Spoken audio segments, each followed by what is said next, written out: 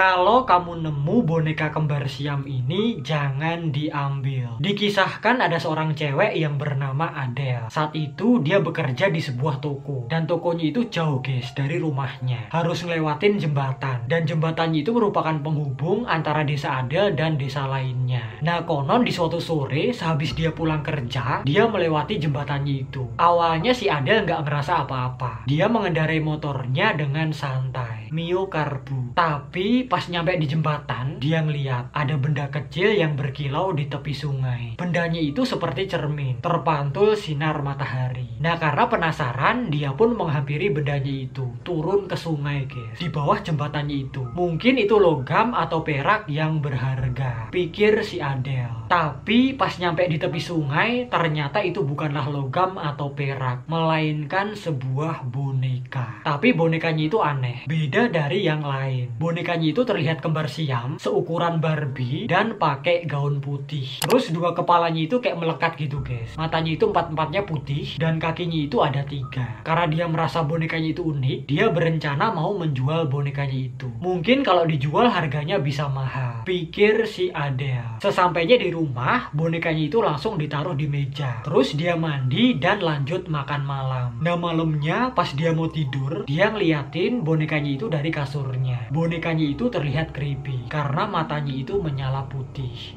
di kegelapan. Tapi dia nggak ambil pusing. Dia lanjut tidur karena saking capeknya. Nah ini guys, part creepy-nya. Konon di tengah malam pas dia tertidur pulas, si Adele memimpikan sesuatu. Didatangi sosok bayangan. Bayangan berkepala 2. Posturnya tuh kayak cewek dan kakinya itu 3. Plek ketiplek dengan boneka kembar yang dia temukan tadi. Kemudian sosok bayangan itu mulai menindih si Adele. Jadi si Adele auto ketindihan. Sosok bayangannya itu bilang begini, kembalikan boneka itu ke tempat semula.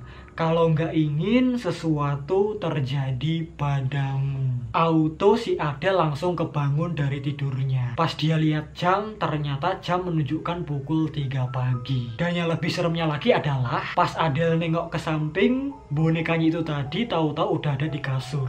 Di sampingnya si Adele. Keesokan harinya si Adele langsung mengembalikan bonekanya itu ke tempat semula, ke tepi sungai di bawah jembatan. Dan ceritanya pun berakhir sampai di situ doang. Tapi tenang, ini cuma sekedar creepypasta yang dibuat untuk hiburan semata.